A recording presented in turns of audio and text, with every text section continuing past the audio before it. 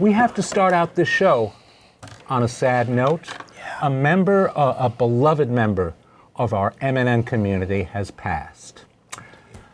Prolific producer Stan Lowe. Yeah. He directed my show, my live show, dozens and dozens and dozens of them over the years. He also made it possible for many, many other people to participate in this medium. Yeah. Here he is. That's a great picture of him. Thank you, Mike Tapp, for sending me that picture. Yay, Mike. That's how we're going to remember him, behind the camera, behind the console. Yeah. He helped so many people out.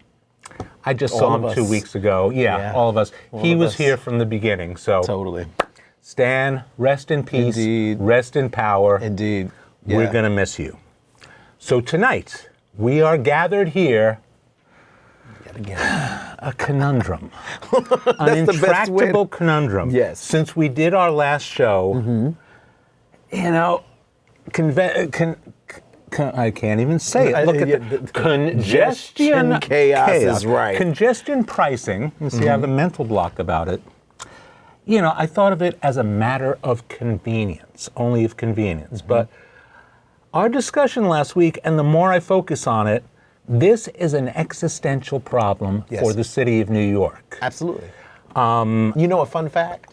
Do you know what the city of New York pays the MTA to operate New York City Transit, Manhattan and Bronx Surface Transit Operating Authority, and this MTA bus, which are the privates? They pay a fee to the state. Every year, they pay it to the Metropolitan Transit Authority. Okay, how much? It's $20 billion. $20 billion, okay. Per year. Right.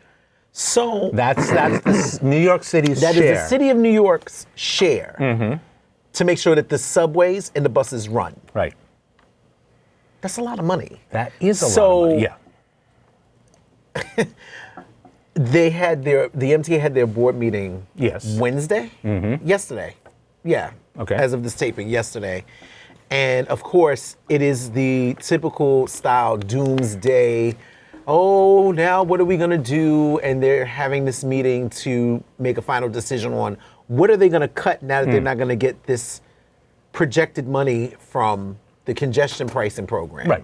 And the whole thing is that when I listened to it, I was just like, so you really never knew what you were going to get totally had this implemented and went into effect this coming Sunday anyway. Right. Because they were making plans based on something that, that wasn't going to happen. Yeah. And that's typical MTA fashion. Oh, yeah. So, I need for them to do better. I'm thinking you just brought a thought to my mind.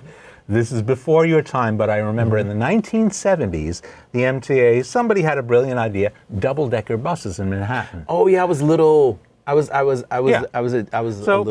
man. Little Deshaun. Yeah. I remember this well because, it sounds like a great idea. I'm sure it appealed to everybody at the MTA. It's like, oh, we double the capacity instantly. Great. Let's buy those buses. They had to raise every light pole and every traffic light on Fifth Avenue because they bought the buses without realizing they can't go on Fifth Avenue. Well, so short-term, they don't plan anything. No. And this congestion mess is part of the problem. They've always done that. Between, and those double-decker buses you're talking about are the Leylands. The Leylands it was a DOT, when it was Urban Mass Transit Administration. Right. This was a demonstration project. Of course, we were like, yes, we're going to do it. We're New York. Why not? And it's a great idea because, fast forward to 2 years ago, we tested double-deckers again, but they're now low-profile, low-floor double-deckers. Right, yeah. Really nice. They fit everywhere, finally, but you didn't buy those. Okay, yeah. And I'm like, so there's a lot of places where articulated, the accordion buses don't fit. Can't go, yes. So I've always been like, they have low-floor double-decker buses now. Why are we not buying capacity. Those? But, and you don't have to you don't have to raise street lamps and things like that. But, it was like back in the days, like, you were probably young. I wasn't thought about, but I learned about them later on.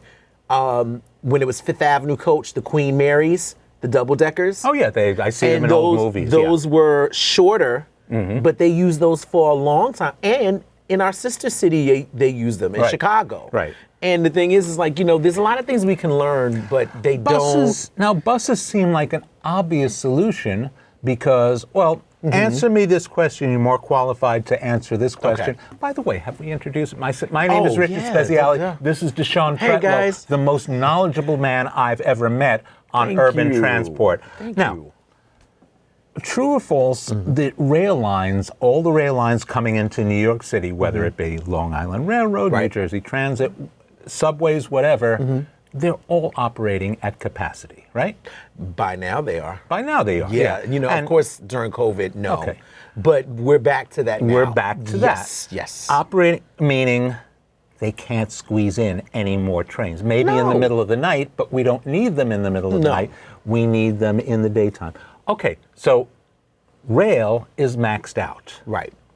We need new rail lines. Absolutely. That takes a generation or so to build. Witness how long it took us to get this one stop on the 7 line.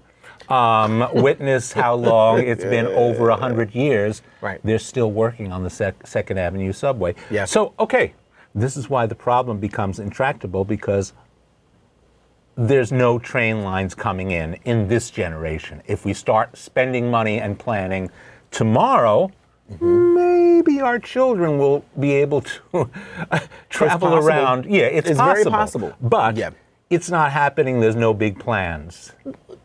There are big plans, There are big but plans, it's but just the they're fact not that moving, yeah. they're not moving because New York City, followed by the rest of the country, this is the most expensive place to build anything rail related. Yeah.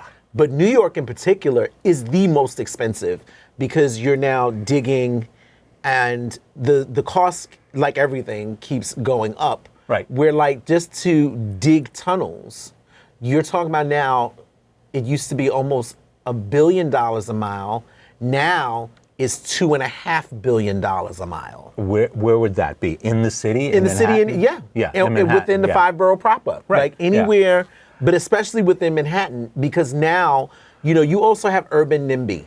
Like Well, if yeah, you I mean, there's dig a in, whole plethora Oh. of problems. People's property, everything. What most That's why it's people- going to take a generation. Yeah. What most people don't realize is that with the current Second Avenue subway, what we finally got under the Cuomo administration, Right. the mezzanines on 96, 8, what do we got? 96, 86, 86. 72nd, I think so. right? Not an East Sider anymore. And then but yeah. 63rd Right. and Lex. Okay. So there was always a provision for 63rd and Lex, but that was when they opened the 63rd Street connector finally, and the F train yeah. went out that way. So the Second Avenue subway is not connected to the F. Oh, it is. It is. But when they finally decided to open the Second Avenue subway, they broke the wall down where the tracks and the other side of the platform was always there. Okay. And then they went upward. 72nd, 86, and 96, those stations, the mezzanines, were the original tunnels That they for dug the in the first 20s. Second Avenue Yeah, subway they that they dug did in the 90 20s years ago, and yeah. in the 70s. Okay, right? yeah. And then when they finally did the environmental impact studies, and then they talked to the community about it, urban NIMBY. I don't want all that noise. I don't want all that vibration. I don't want. Yeah. Now, I love how everybody talks about what they don't want, but then cry and whine about what they do want. What they do want, And yeah. that you have to understand that, like anything in life, there are sacrifices. Yeah. So And what is I the... remember I was up there when they were working on Yeah. it. I was living up there, and I noticed one night I come home on a bill. I think it was on 92nd and 92nd and Second? 92nd and Second. I come by, condemned. That's right. They dug, the building cracked, and Because- everybody had to move. That's right. Now, as my late grandmother would say, now had you left well enough alone Right. and yeah. just built where you needed to build, you wouldn't have that problem. Right. When you look at, and it's public record, anybody can look it up on like how the current Second Avenue subway was constructed, how much money was spent to pacify people. Right. Yeah. Like the earth moving equipment. So now you've gone so far deep down, and finally, modern marvels in technology. The roadbed has shifted? No, it has insulation built into it Okay. to reduce vibration and noise. You could have did that further up, and it wouldn't have. All of that shaking you've done to dig all of that new tunnel. Right. A lot of those buildings wouldn't have to have been condemned because okay. they're old, and that's the whole thing. Like we got to be mindful that in an old city like this one, if we want to expand. Like we talked about in the last show, I don't understand why we still think that elevateds are not a thing. Right. They're cheaper, believe it or not. They are cheaper because you're not digging deep into the ground. Right.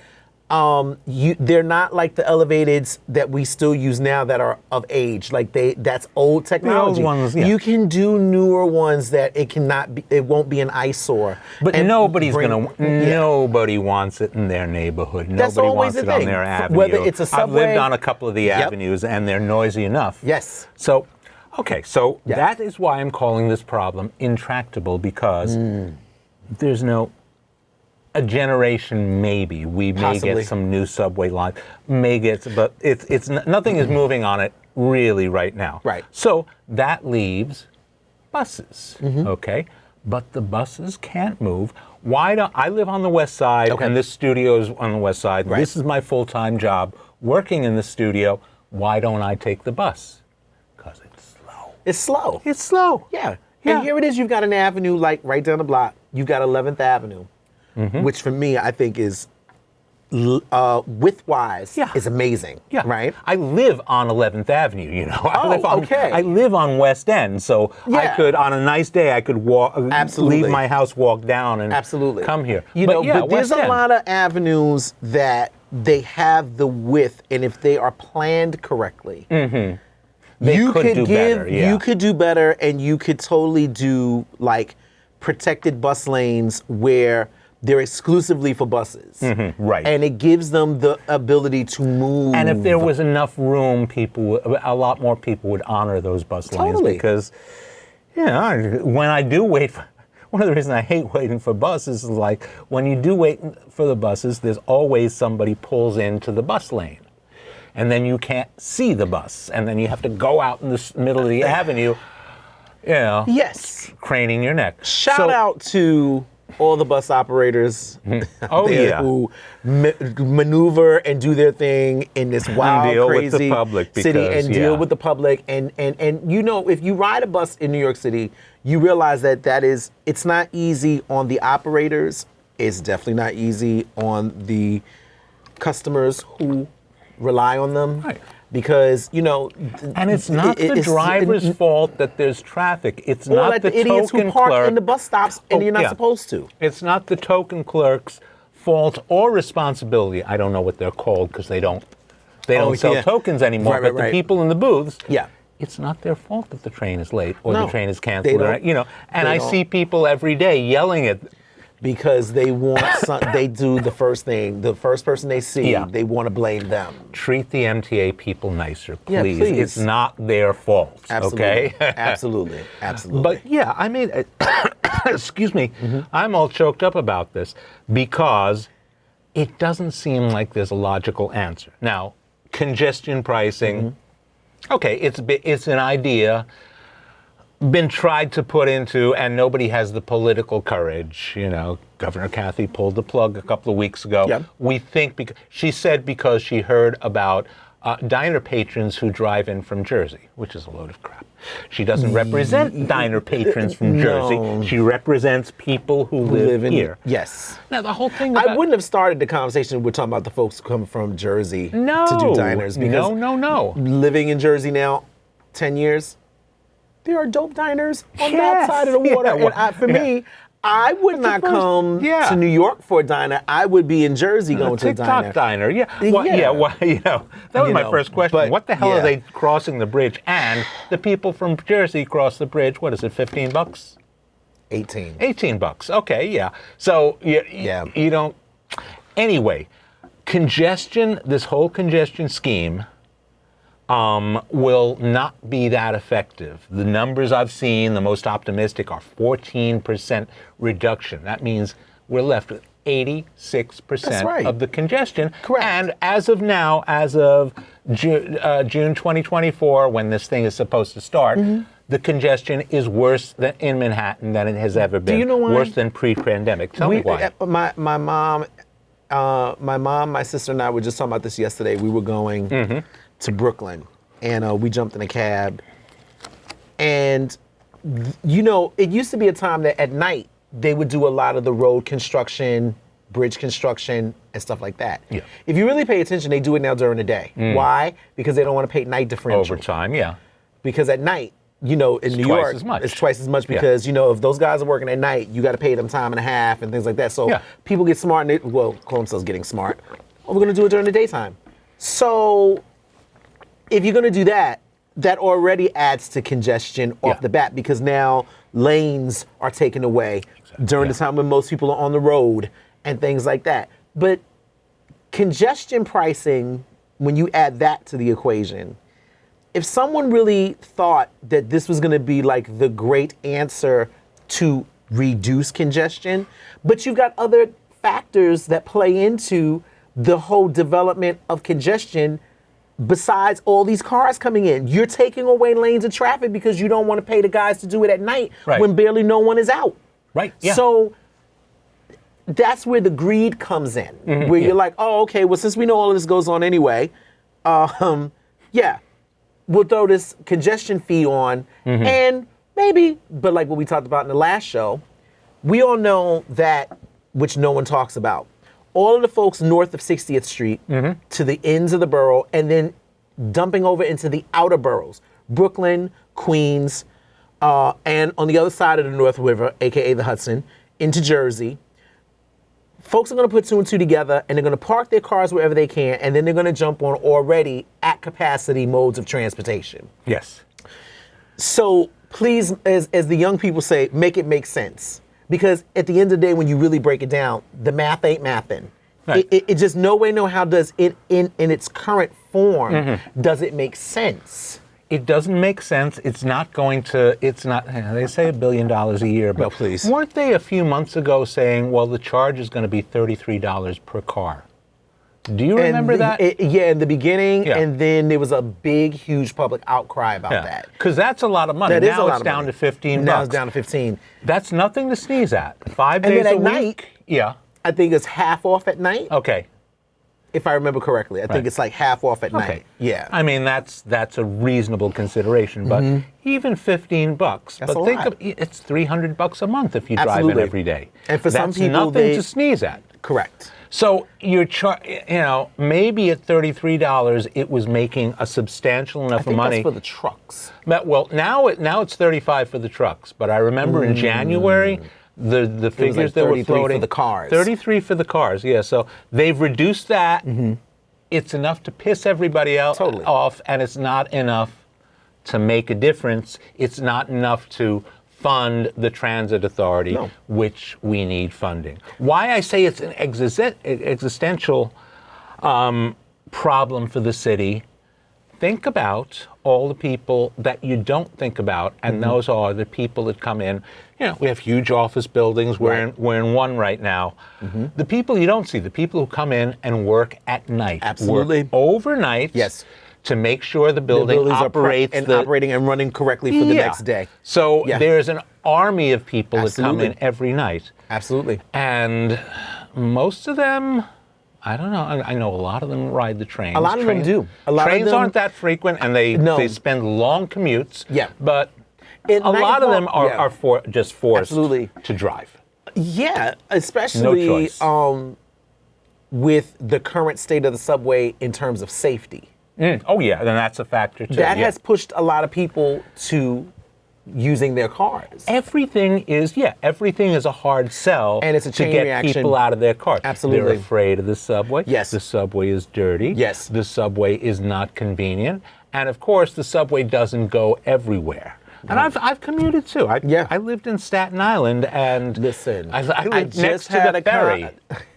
Staten Island, I just had a conversation on Facebook, and one of the young folks was asking a fellow friend of mine who's a train operator still, about the new cars that are coming out to Staten Island. They're getting 211s as well. Okay. But they're differently modified because the Staten Island Railway Are different, yeah. is different. It's a railroad, it's not a subway. Yeah. It's a railroad. So the young man said, well, are they classified as railroad cars or are they, and I said, no, I said, you kind of answered your own question. They're modified subway cars. And there was a big article that came out yesterday in The Gothamist.